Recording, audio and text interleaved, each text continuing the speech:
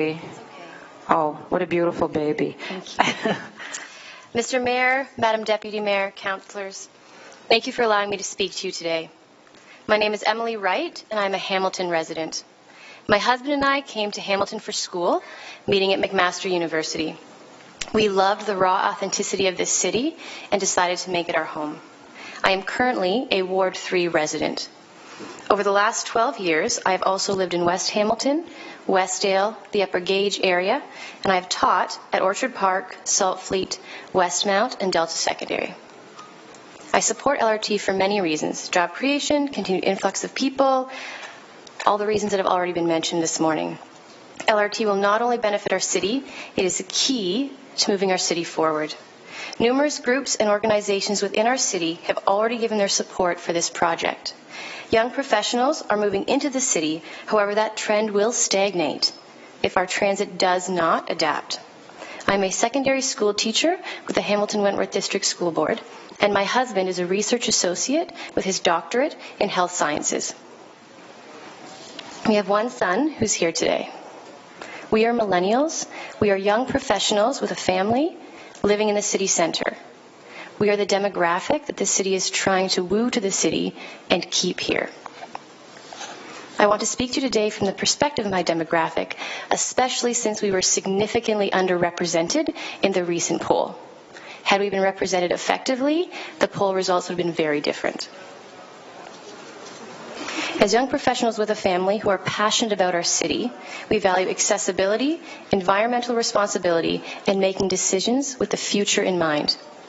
To vote against LRT goes against all of those values. Accessibility in Hamilton is not only an issue of making sure that wheelchairs and strollers are accessible on buses and other places. It's making sure that all areas of Hamilton are accessible to all people in Hamilton. If you have a vehicle, all of Hamilton is accessible to you. If you do not have a vehicle, much of Hamilton is no longer accessible. Yes, we have public transit, but I would ask those of you who make the argument that we have public transit and that is sufficient, I would ask you, do you use public transit? And how often?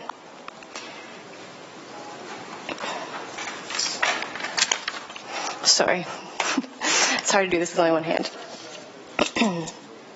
LRT would improve this significantly and provide the groundwork for expansion in decades to come. Moving forward with LRT is the environmentally responsible thing to do, which is one of the reasons we're here today. Single occupancy vehicles as the main mode of transportation is not the way of the future. In fact, it cannot be. Refusing LRT means defaulting to the low efficiency, high emission, congestion promoting status quo of single occupancy vehicles. 1 to 2 vehicles per home is not going to be the norm 10 to 20 years from now. Opposing LRT in favor of the single occupancy vehicle will significantly hold Hamilton back. If this plan is denied, it will be at least another 10 years before we have another significant infrastructure project of this magnitude. Much of the misinformation that's been spread has claimed that voting against LRT can make way for immediate massive changes in other areas of transit. That is simply not true. Voting no will set us back at least a decade. We also must make decisions with the future in mind.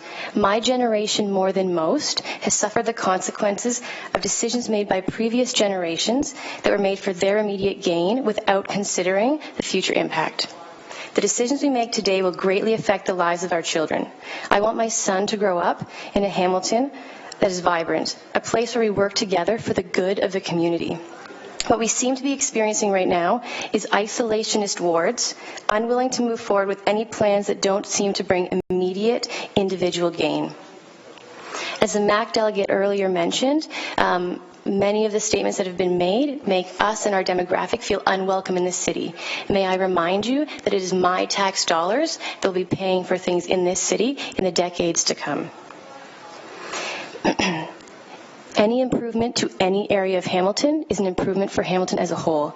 If you do not understand that, then you have a fundamentally flawed view of what a community actually is.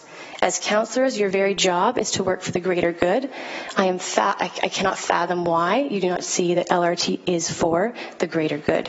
I didn't expect to be here today. I shouldn't have to be here today. This has been discussed and voted on countless times.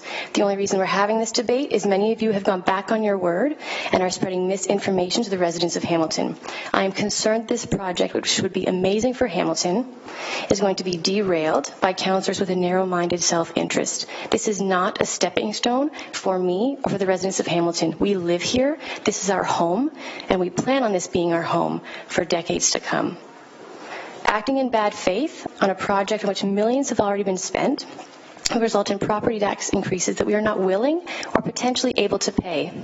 May I suggest that if you vote to cancel the LRT plan, those of you who are against it foot the bill out of your own pockets, because we are in favor of it and you are not. Emily, your time. Yep. Thank you. Go ahead. Thank you. The question to consider is not ultimately whether some people agree or disagree with LRT. There will always be opposition to progress, and there will always be challenges with progress. The question is whether or not it will ultimately benefit Hamilton. After 10 years of research and planning, I think the answer is clear. I ask that you vote for progress. Thank you. Thank you, Emily. Thank you, Emily. What's your son's name?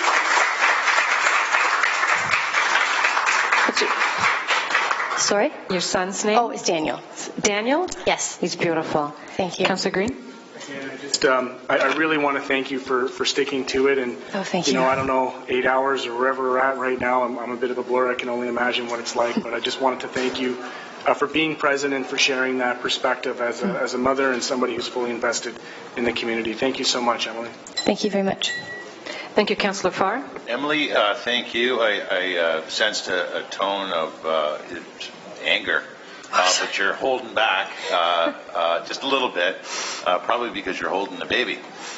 I heard you say that 10, 20 years from now, the young people won't be driving 1 or 2 cars per family. Can you expand on that?